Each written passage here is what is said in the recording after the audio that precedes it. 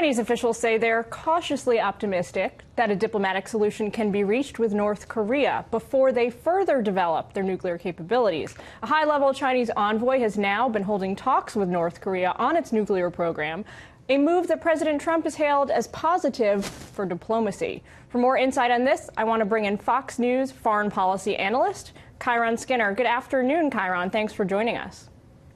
Thanks for inviting me. So, big picture here. Do you think that the president's Asia tour helped America's standing on the global stage or hurt it, or do we come out sort of neutral? I'm of two minds. I believe that the diplomatic offensive that the president's been on in 2017 that ultimately culminated in the Asia trip has had a huge impact on America's standing in the world because his message has been consistent.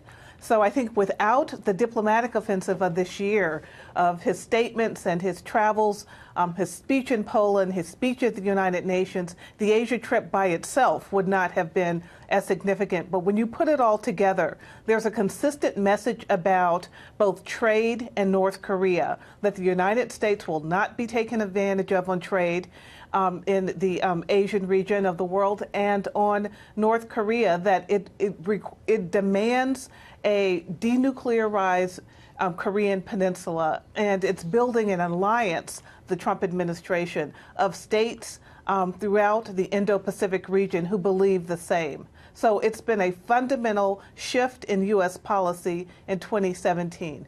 So all things totaled together sort of bring us the Trump doctrine, which, as far as I can see, is America first.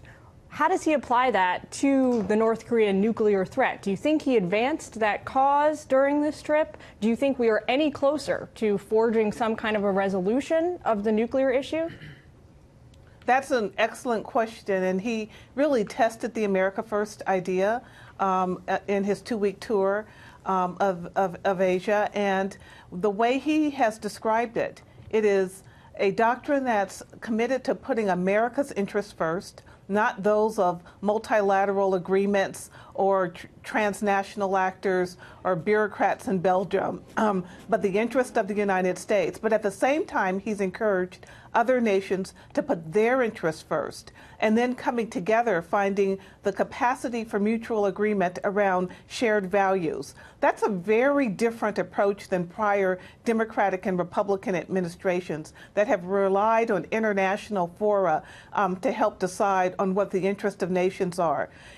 President Trump was talking as much to allies and potential Asian allies on his tour about really figuring out rigorously what their interests are. And as the more he talked, the more they came to the common understanding that the big threat in the region to everyone's national security, not just in Asia but around the globe, is North Korea's nuclear and intercontinental ballistic missile programs. So it sounds like you're describing a shift away from multilateralism towards bilateral relationships that is nation to nation. On that front, a remarkable development I think that we've seen is China's agreement to send an envoy to Pyongyang. What do you make of that? Why do you think now? Do you think that is a direct consequence of President Trump's heavy-handed approach to dealing with the region, or is this nothing to do with President Trump?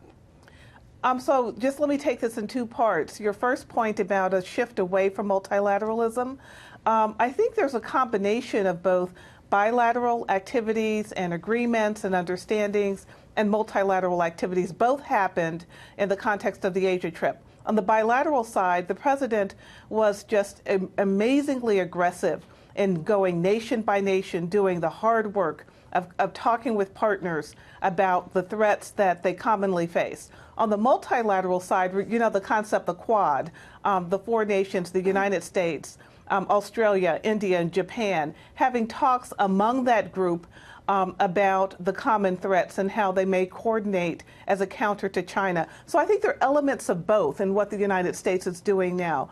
But in terms of your second point on the issue of the envoy, the Chinese envoy in North Korea, I do think we have something to do with it. Mr. Song Tao has already this month been in Vietnam and Laos. explaining the 19th Communist Party Congress in China, what it meant. So there's this expectation that he would go on to North Korea as well. But I think the tenor and the conversation has been influenced by the way in which President Trump clarifies, both in his Asia tour and throughout the year, the problem of North Korea, and that the only pathway forward for peace and stability in Northeast Asia is to have a denuclearized North Korea. And Chiron, so I we've got to think leave it that there. we're important in that way. We've got to leave it there for today, but we'll have you back soon, hopefully, to talk about the fact that they haven't launched any missiles in the last 2 months. Also an important development. Absolutely. Thanks so much.